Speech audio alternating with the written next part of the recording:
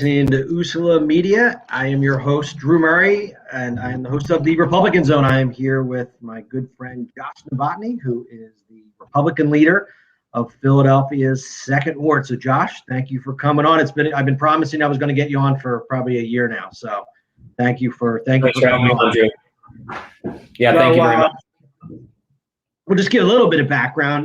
You're obviously the 2nd Ward leader, Republican 2nd Ward leader. A lot of people in Philadelphia don't even realize that there are 66 wards all covered by Republicans in the city of Philadelphia. They kind of think we're a secondary party and that we don't have all the wards covered, but we do. So when did you become the ward leader of the 2nd Ward? Just a couple of years ago, right?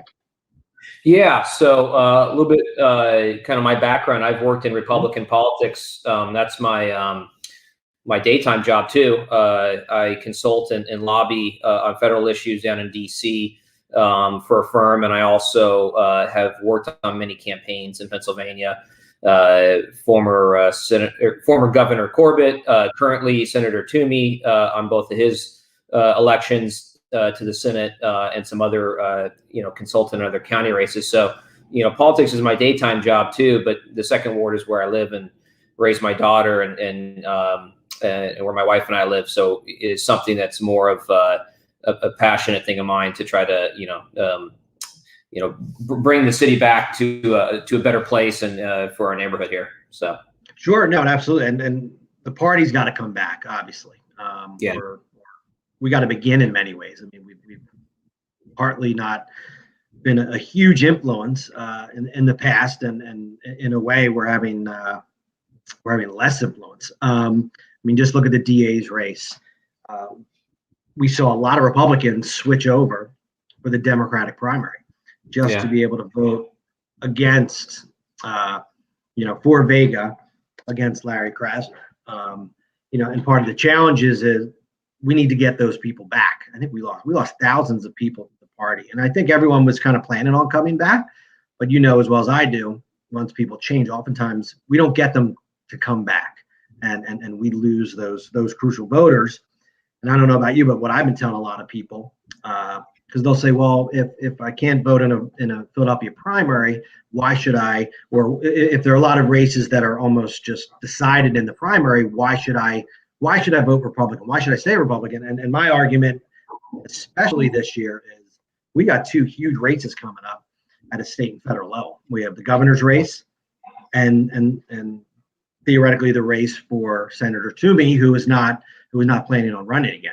So we have 2 huge races that if you want, as a Republican, if you want to participate in those primaries, you got to switch back. And look, there's obviously some time. I think we're a year off. We have the November election where anyone can vote, so it's really you have some time. But the governor's race in particular is going to be it's going to be a huge race. I think a lot of people, honestly, on both sides of the aisle, we're not happy with how Governor Wolf handled a lot of the COVID situations, whether it be for transparency or how he determined which businesses were essential.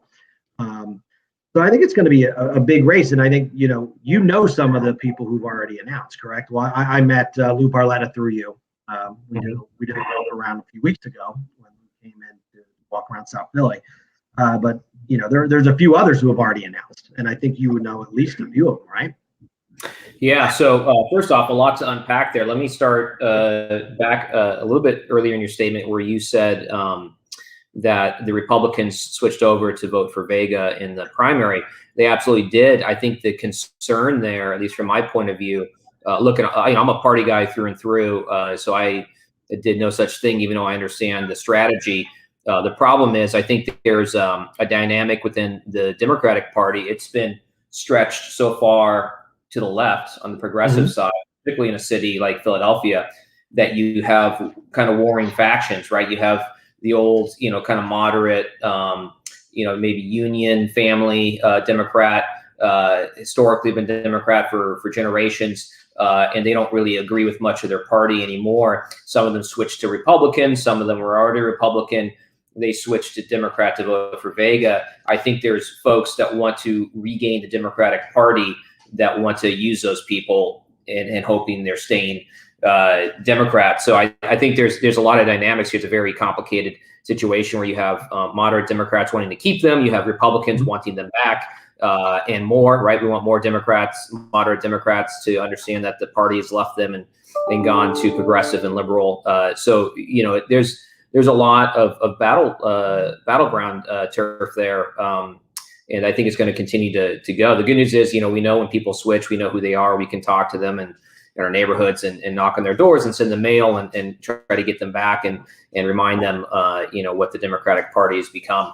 But yes, switching over to gubernatorial, there's a couple big names. I think the 3 or 4 main announced names, as you put, former Congressman Lou Barletta, who is a former congressman from Northeast Pennsylvania area. He's a former mayor of Hazleton, that neck of the woods, and was an early supporter of Donald Trump's in the Republican primary in 2015. So he, has kind of hung his hat quite a bit on his relationship with the former president, and is a big fan of a lot of the policies that the former president ran on in 2016.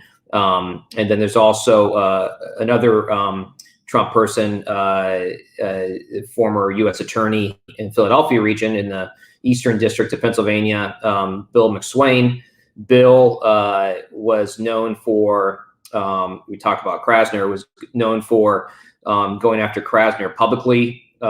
He multiple times, when Krasner would dismiss cases or give some type of plea deal to violent criminals, Bill would pick up the slack and charge ahead with a federal indictment against people. I think one of the ones that rings a bell was the guy who used an AK-47 in a corner store robbery and shot the store owner. And I forget exactly what happened in the DA's office, but it was definitely a very lenient penalty.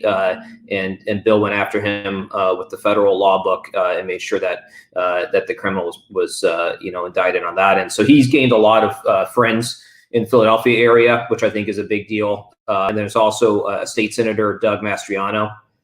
Doug is most known for, most recently for pushing a Pennsylvania election audit. He, I think, was out in Arizona observing that one and is trying to push one in Harrisburg. He's a state senator, so there's, I think, some questions about how far his reach is in regards to, constituents that know his name. So he'll have to, like the other two, have to raise money to really get out there. But he's done a pretty decent job at getting some earned media with the Pennsylvania audit news, which is obviously probably an important issue amongst some primary voters. I don't think all, and I don't think a majority or a plurality, but I think some will definitely find that a big issue. So sure, and it's always about getting your name out there throughout the state. I mean, you're right. I think Bill McSwain, a lot of people in Philadelphia know him because of Larry Krasner. The question is, is he known in Pittsburgh? And not only is he known from a voting standpoint, is he known to raise money? Because in order to raise money, as that's the name of the game. It's going to take a ton of money in order to win this race, both on the primary level and the general. I mean, I don't know. On local levels, I could normally kind of figure out what the number needs to be to get through the primary, and then what the number needs to be to get all the way through the general. And maybe you have a better idea, but it's in the millions. It's not, Oh, yeah. It might be a couple 100,000 in Philadelphia for city council. It's a couple 100,000 on a governor level. It's millions. Yeah, I would guess at least 4 or 5 million to get through the primary alone to be victorious. Yeah. And on top of that, the general election, probably another 15 plus million easily, 20 million. Pennsylvania is a very expensive state. People don't realize how many media markets. There's 6 media markets in Pennsylvania, which is a lot. And you have Philadelphia, obviously, you have Harrisburg, you have Pittsburgh, Erie, Scranton area. You have all these different markets that you have to pay for TV ads. And now, granted, don't get me wrong, a lot of advertising nowadays is going digital and more targeted as well. People get it, get their news and watch TV and everything from their phones a lot, and that's where political advertising is going as well. But it's still extremely expensive. You have to have massive ad buys to get your name ID up and your message out. And I think looking at the top three there's a couple others that we can mention. I don't know if they're going to be formidable for the reason I'm about to give, but those are the three that probably will be able to raise some sort of money to be able to have a go at it. I think, if I had to handicap it now, I think it's probably a McSwain versus Barletta race is my gut here. I think they're the two that probably have good networks of grassroots and donors and other people backing them that will be able to raise the money that's needed. Senator Mastriano, I think, has a chance with the news he's getting to get some grassroots low dollar money. And then there's another county commissioner, Joe Gale, who's running. I don't know, yet how formidable he'll be, but I know he's thrown his name out there. And then I've also heard a couple names that I don't even know if they're going to jump in or not. I think some people were talking about Congressman Dan Muser up in Northeast as well, former Lieutenant Governor Jim Cawley, both well-respected, very well-liked politicians. I don't know if they'll get in or not, but I think the race is not solidified quite yet. So sure. And Senator Mastriano, he's relatively new to politics, right? I mean, he's a state senator, and did he win on a special election or it was a recent election, if I remember correctly? Yeah, the past couple of years, I forget off the top of my head if it was a special or not. I think that sounds right. But he's not been in Harrisburg for a long, long time. But I mean, sometimes that's good. It means you have less of a voting record. You can define yourself more than, when you're an elected official in a legislature, whether it's state or federal, you take a lot of votes. And for a lot of big budgets and your enemies politically can pick it apart and say, you voted to, kill puppies, right? I mean, they can say whatever after you've taken enough votes. So, I think as former President Obama proved that, the mold before that was a long kind of history and experience in politics was good, seen as good, and he kind of rewrote it as a message that you could focus on is better than a long voting history. So sure. And I mean, when you look at someone like Doug Mastriano, I know Joe. You mentioned Joe Gale. I don't really know him well. I don't know him well at all, actually. But I know he's at least it seems like he's going after Senator Mastriano. I don't know if it's we're going to go after the same person. Yeah. I mean, you would think he'd be going after the others, but he's going after Senator Mastriano on his record of voting for mail-in ballots. So that'll be interesting to see if that has legs. And as you know now, it looks like the Republicans in Harrisburg are looking to kind of reverse some of the things that they just voted for a couple of years ago. And we can get into that a little bit too. I mean, it looks like I thought I saw the governor just vetoed the bill. I saw that too. Later today, I think. It was literally today, and I don't know a ton about it, but I will say Act 77 just allowed mail-in voting about 2 years ago. A lot of people thought it came because of COVID, but it didn't. It just happened to come at the same time in the state of Pennsylvania. But and in many ways it was a compromise. There was a few things in that bill. Act 77 allowed no excuse mail-in voting. You already had absentee ballots, absentee voting, but it permitted no excuse mail-in voting. So that was that's what the Democrats wanted. What the Republicans wanted was, the stopping of what I'll call pull the lever voting, meaning straight party voting. Now it's push the button. So, and for people like us in Philadelphia, and also probably areas like Pittsburgh, that was good because it was better for our down ballots candidates, for people just not to go in and push one button for a Democrat. So, but then COVID hit, and a lot of people were concerned about mail-in ballots, and did it allow for widespread cheating? I don't think, at least not in Pennsylvania, I don't think it did. But is it easier to cheat with mail-in ballots? I would say absolutely. So looking at the governor's race and looking for someone at Senator Mastriano who voted in favor of Act 77.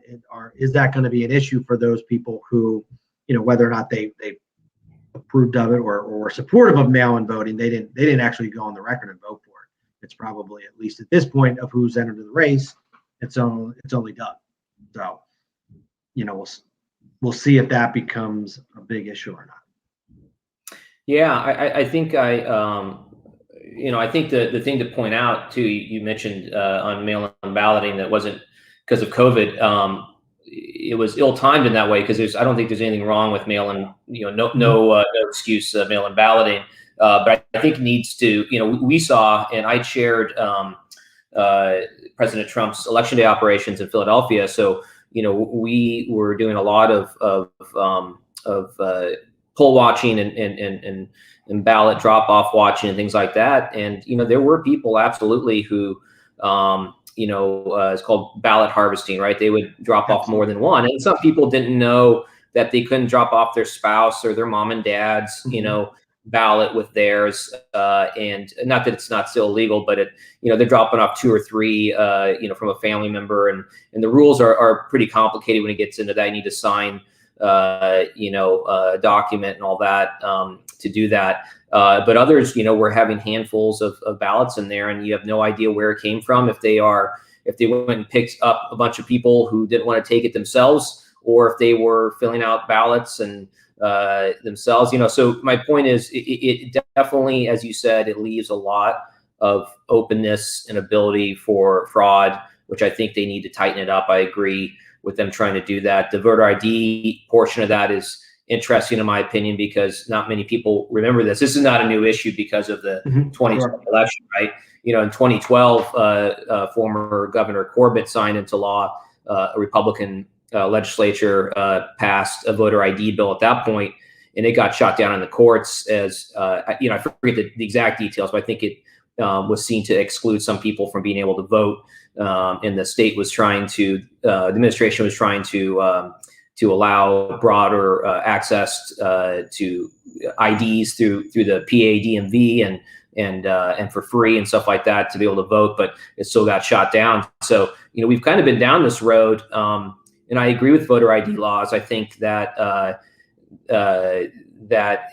you have to show an ID to get on a plane and do everything else, and to buy alcohol and all this other stuff. I don't. As long as there's accessibility for people to be able to get them at low or no costs. I mean, to open a bank account, you need an ID, right? Every part of life, you need an ID at some level for. But I think there needs to be some kind of focus on the mail-in ballot to prevent the opportunity. I don't know if I don't really think there was enough fraud in 2020 to have overturned the 80,000 vote differential that Biden got, but we definitely saw fraud, and we typically do.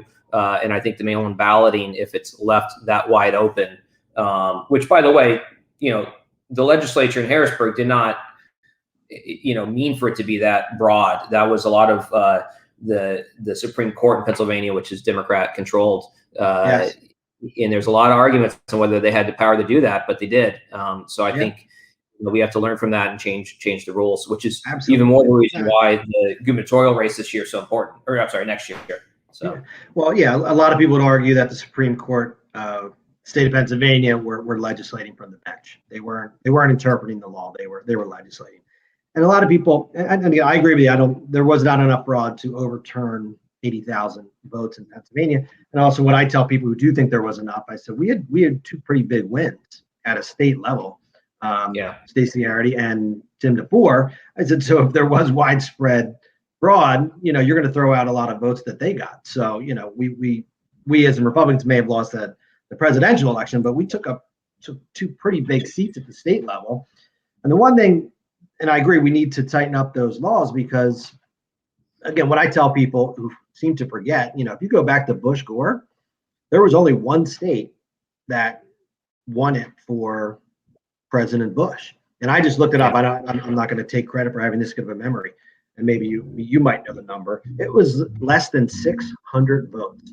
that Bush won. In a state as big as Florida, right? I mean, that's a pretty big state. That's so literally, yeah.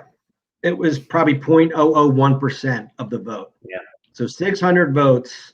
And when you break it down, that if that state was for Gore, he wins the presidency. So literally less than 600 votes decided that election. 600 votes, you could cheat 600 votes by yourself. I mean, if you really wanted to. So, and on both sides, so it could decide. In a state like Pennsylvania, like in New Jersey, President Trump was not winning New Jersey no matter what. They knew that he was going to lose. But when you look at these swing states, when you look at somewhere like Michigan or Pennsylvania, if it is that close, it could be. You could argue that fraud would have flipped. Not this time. I think President Trump lost the race because he refused to wear a mask for 9 months, and that's why he lost, not because of any fraud.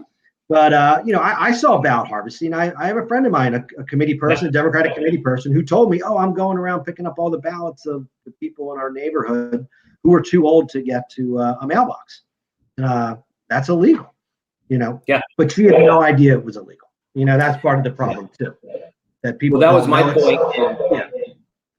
That was my point. That some of the folks probably didn't know they were breaking the law, and it may have been a legitimate vote. In other words, if that person was just picking someone else's ballot, it's still illegal. I'm not trying to defend it because I think it's wrong. Sure. It shouldn't be done. But they definitely were taking a ballot that the real person filled out and putting it into the ballot box. But to my point earlier, all these mail-in ballot requests went out to all these addresses. All you had to do is fill out an application from your house and mail it back in, and then the live ballot came. And you had this very complicated process of spoiling ballots after the live ballot came to your house. I mean, we had, to give you an example, I spent the better part of Election Day on the phone with an attorney in a courtroom in Philadelphia, and we argued that a mail-in ballot should be struck, which we ended up winning.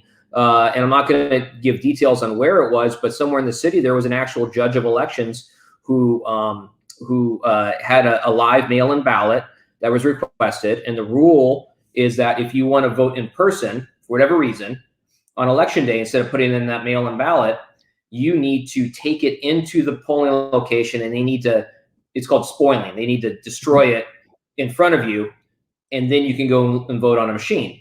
Well, this is actually a judge of elections who voted on the machine without bringing her ballot in to spoil. And so she had 2 live votes out there. So fortunately, one of our poll watchers saw it, called us. We ran it to the courts. I mean, my point is, this was like a 2+ hour, portion of my day that I was getting evidence and all this, and we were fighting it to spoil one mail-in ballot when it came in if it was sent in the mail. That's a lot for one potential fraudulent vote. I never knew if it got mailed in or not, so I don't know for sure. But the assumption there was that she should not have been able to do that. She shouldn't have. But then afterwards, the poll watcher was intimidated by the Democrats at the scene, and we had to go back to court. So all that hours and hours of work over one vote. So yeah, so it's a lot. It's a lot of work. Yeah. And a judge of election does know better. Yeah. He or she would have known that she needed to bring in her mail-in ballot to be spoiled. So that sounds like there could have been some if she did not, then that is a whole other level. So yeah, and you talk about poll watchers. The other issue that we all saw in Pennsylvania were these early drop-off locations. Yeah. They weren't just mailboxes. They were, you could go in, you could register the vote, which I think is a good thing. You could get the ballot, you could fill it out, and then you could put your ballot you could vote right then and there. So it wasn't really an early drop-off location. It was an early voting location. And so that brought up there weren't any poll watchers there. Yeah, there were no poll watchers, and that was one of the issues when Trump said, bad things happen in Philadelphia. That's what he was talking about, because people did try to go in to poll watch, and they were denied, and that's an issue. I mean, if it's an early voting location, okay, if the courts allow it, fine, but then you have to allow poll watchers.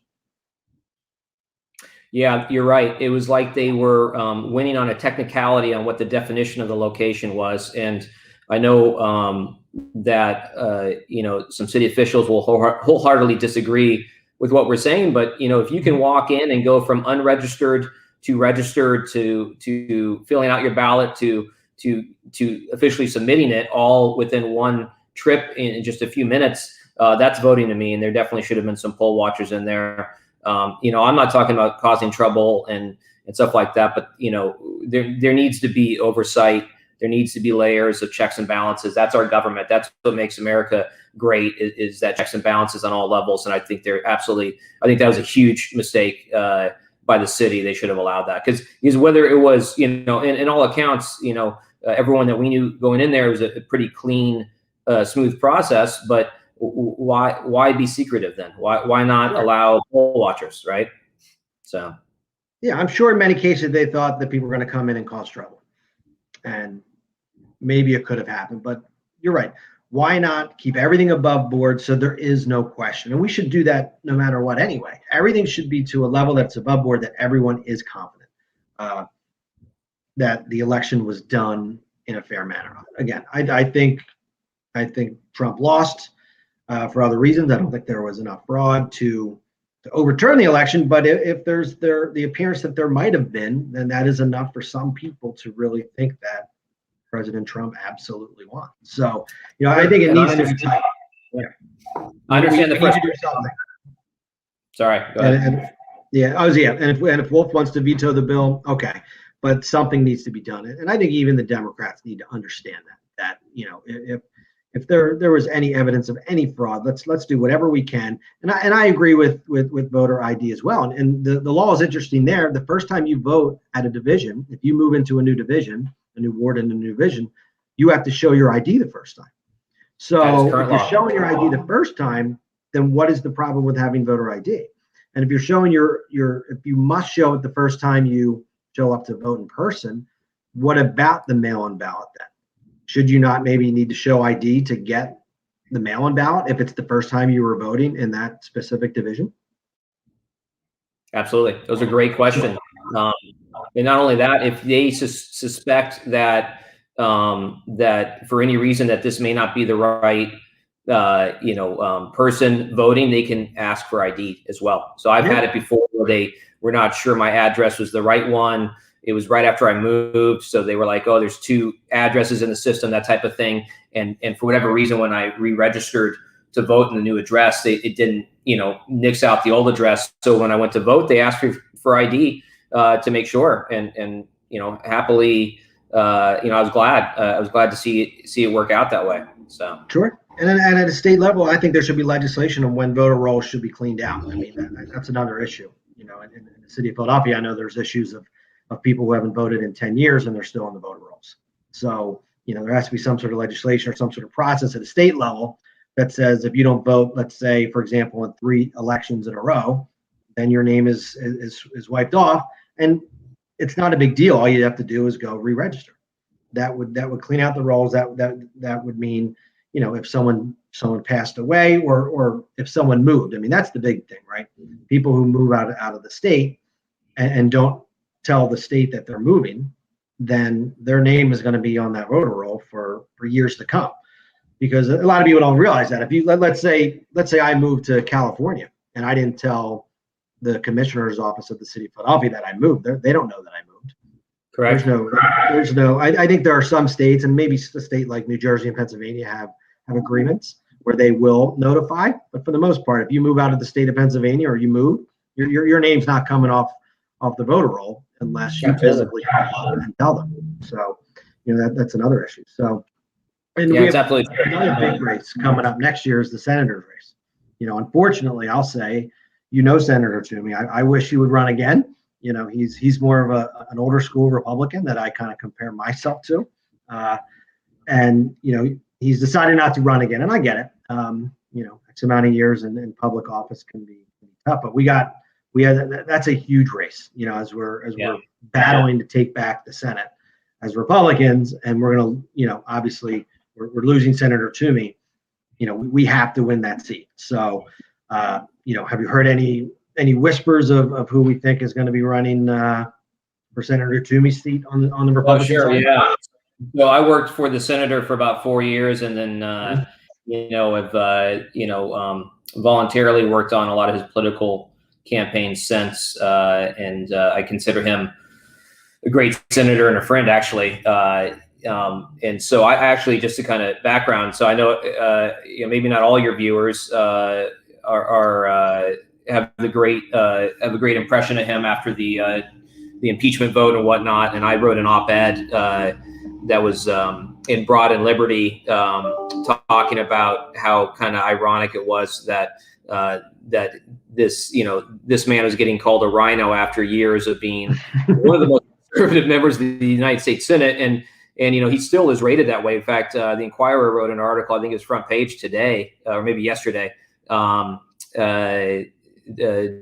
Tamari wrote an article how he is still, to this day, one of the most conservative members of the U.S. Senate by any metrics. It's just, whether he is a huge fan of the former presidents and some issues that happened there. But I'll say this, not to sound like I'm defending him, but I agree with you. I think we need a lot of Senator Toomey. He's a very bright guy. He wrote a good portion of the tax bill a few years ago that the president signed into law. He's been on the forefront he wrote a lot of the CARES Act.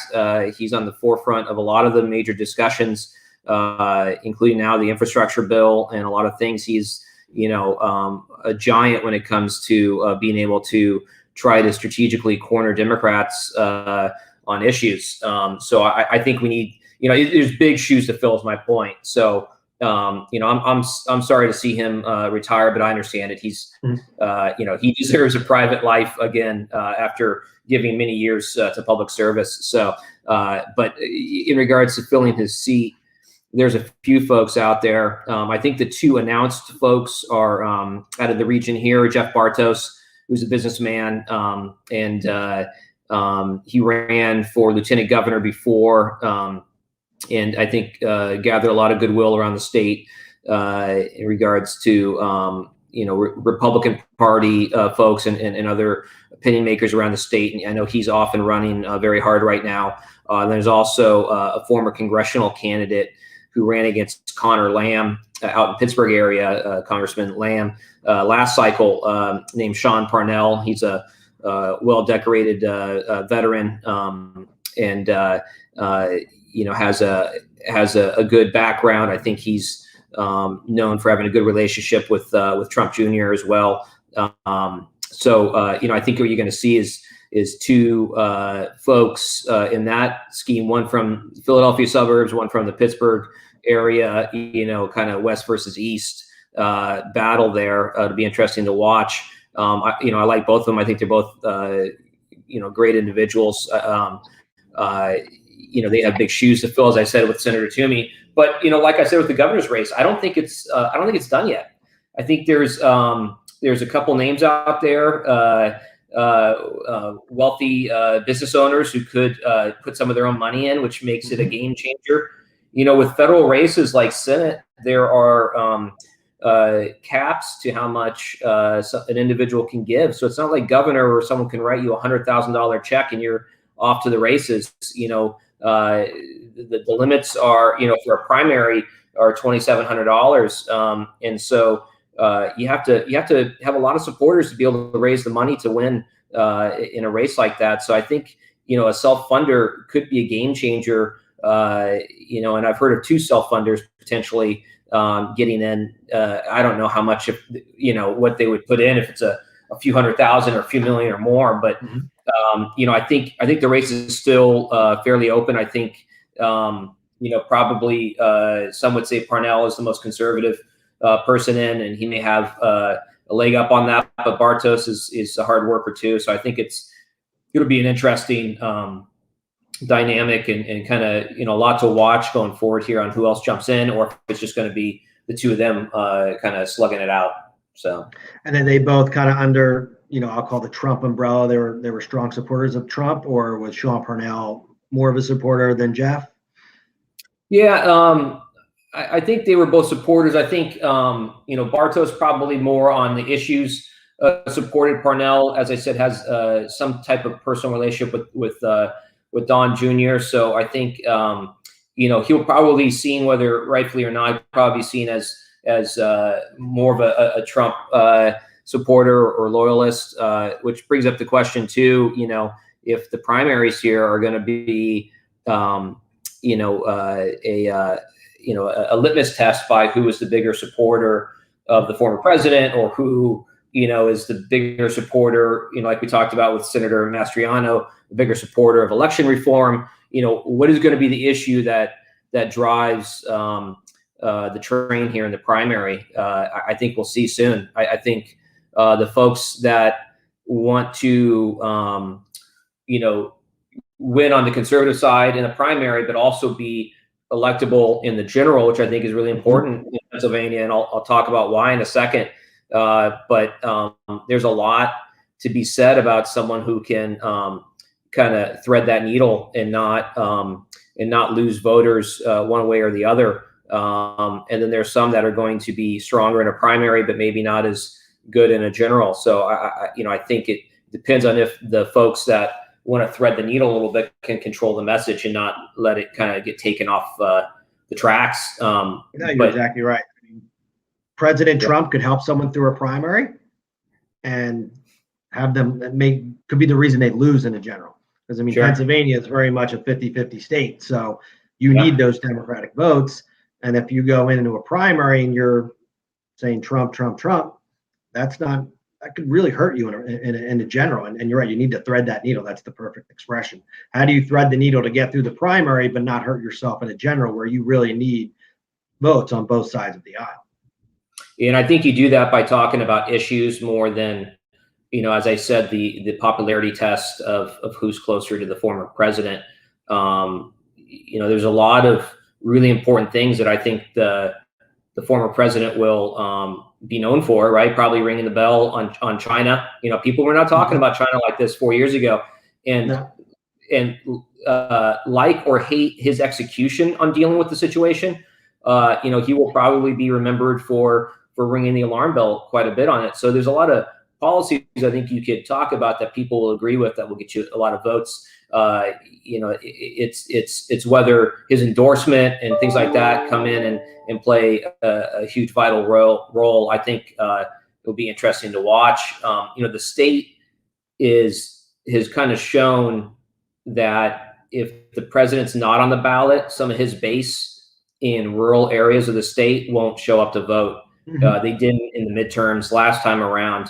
But the haters, right, in some of the cities and suburbs, the leftist activists and the folks that just generally didn't like, kind of his Twitter feed and stuff like that, they did show up and vote against Republicans. And as you pointed out, we had 2 down ballot statewide victories last year that I think were very indicative to our brand as a Republican Party being better than the Democratic brand. If you take personalities and candidates out of it, just have a generic R versus D, I think our message is much stronger. The Democrats, I think are really seeing this crime surge get blamed on them, rightfully so, right now. And you as a former candidate in the city, I know you have been on the forefront of this, Drew. All over the city and in your neighborhood too. But it's Democratic policies, right? Defund the police and let prisoners out of jail and all this stuff. And look, I'm with that libertarian wing where there should not be, we talk about differences, the main example always, jail sentences of crack versus powder cocaine, stuff like that, absolutely that there's probably some racial tones in there that, and they should strike those laws off the books. But I don't think anyone, no matter, what neighborhood they live in or what experience they've had, wants high crime in their neighborhood. They want their kids to be safe at home, at school, and everything else. And so I think that's a big issue going into the midterms. So no, absolutely. And there's not a Republican I know that, at least I've spoken to, that's not saying, no, we absolutely need criminal justice reform. We just don't need criminal justice reform in Larry Krasner's world. And that leads well into the kind of the next issue I want to kind of go over. We're 2 years away from a mayoral race here in Philadelphia. 2 years away from city council Yeah. races. But that's going to come, we're going to blink our eyes, and that's going to come in a heartbeat. Yeah.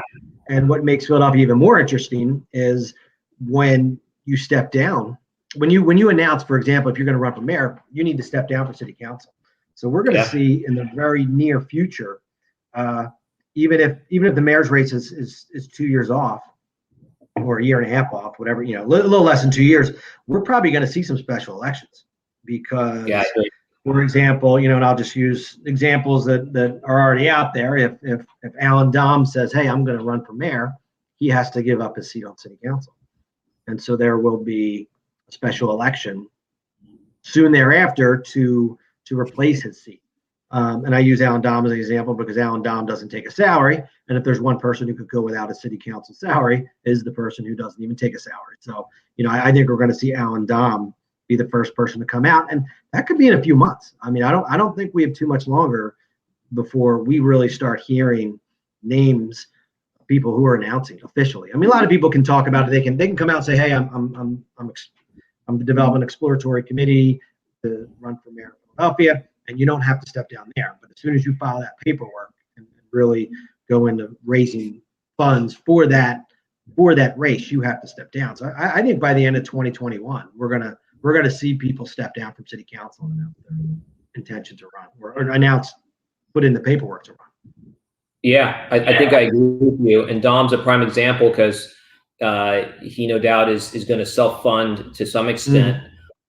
He's a wealthy city council member, as you alluded to, with him not taking a salary, which makes him formidable. I think what he has to decide is, and this is no surprise, is does he run on the Democratic ticket or independent?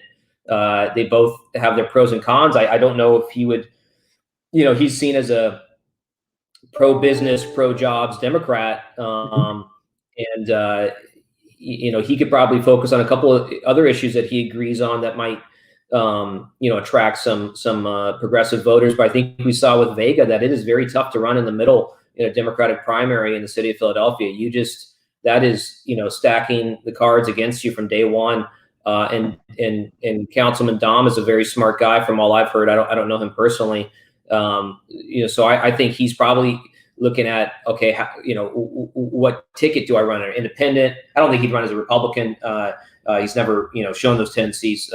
But does he run as an independent? And then it would cost him a lot of money to put together an apparatus that is outside of the party system. So it'll be interesting to watch. And then also, I know David O on the Republican side has talked about it. It's another city council member that would open up a special election, and that's interesting too, because that's an at-large was it called mandatory minority seat for a minority party. Yes. Used to be a given that it was Republican, which I don't think is a given anymore. The Working Families Party has won one of those seats, and they are a very extreme group and a very well-funded, organized, aggressive group too. So I think as a Republican ward leader, my fear is that they go after that second seat in a special, and what's the strategy to put together a coalition to keep that seat in Republican hands so that we have an at-large member in council. So sure, and they could also go after Al Schmidt's seat. And absolutely. Also in 2 years, it's going to be a huge race in 2 years. However it shakes out, and you're right, the Republicans, we need a strategy to go in knowing that they're going to be coming hard. I'm already seeing some Working Families Party people at events that they're getting ready to ramp up, and they're going to go after the commissioner's seat. They did not last time. They concentrated on the 2 at-large city council seats. They won one of them. They're going to go after those 2 and the commissioner's seat. And as Republicans, we got to be ready, because you're right. They are a well-organized group. They are a well-funded group. I would argue that they're part of the Democratic Party, and they should not be able to run for that seat, because what they do mostly is endorse and fund Democratic candidates. So I would really argue that they're not an independent party from the Democratic Party, but the way they are set up, they can do it at this point, and they're going to be formidable, and we'll see how that works out. I think what they have calculus for them was the fact that there are a lot of progressive liberals in the city. No surprise. And there are 110, 120,000 registered Republicans, somewhere in that ballpark.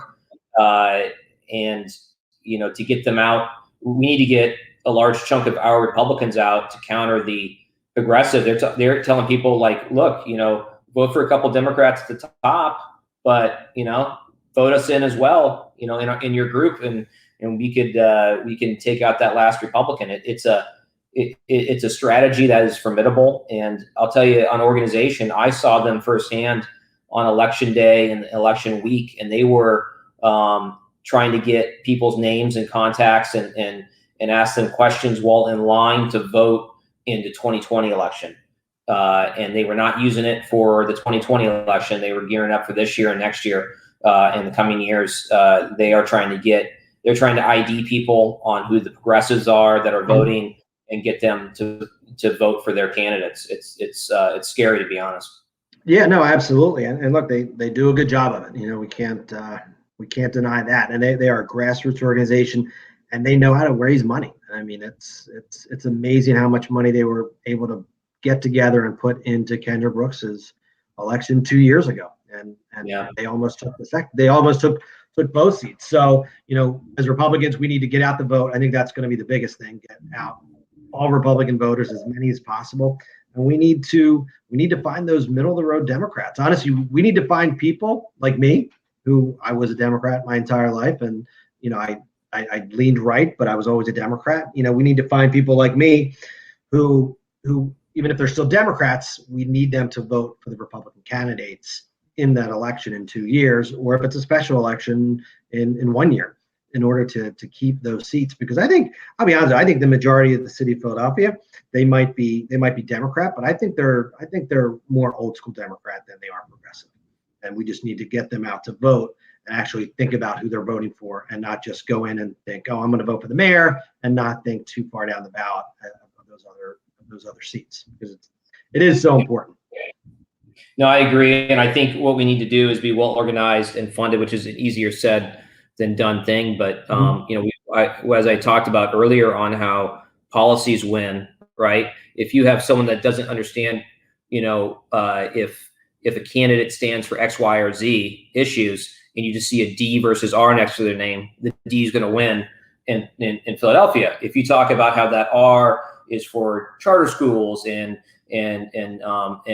for increasing police presence to lower crime and true law and order and anti-safe injection sites and all these issues that are 60-70% winners for the most part on our end, then you start talking, and you talk about that Democrat being against all those things, then you have a shot. But if you just let it where people are walking in and it's, hey, am I going to vote for the D or the R? It's not going to end well for us every time. So, we need to get the message out. We need to talk policies and issues that, I think by far the policies of our party, particularly in Philadelphia, is a winning strategy. Sure, and we need to endorse candidates. We need to find good candidates. I mean, I've made no secret of it.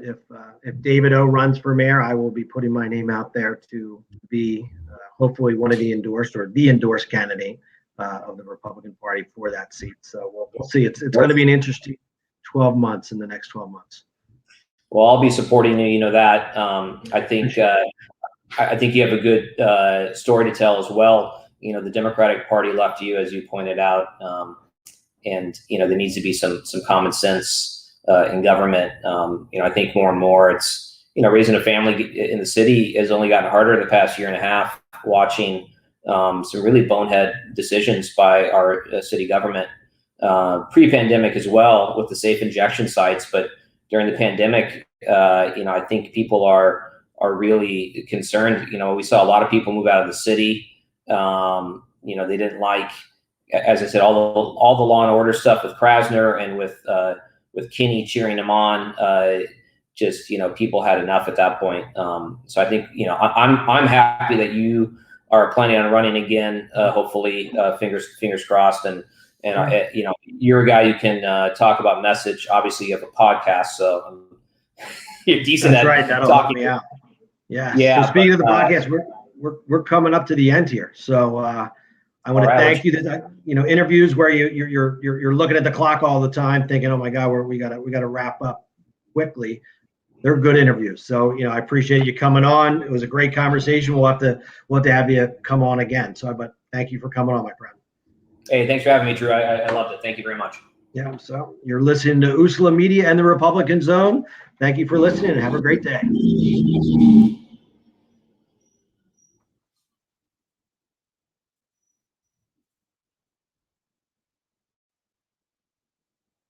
Okay, I think we're done.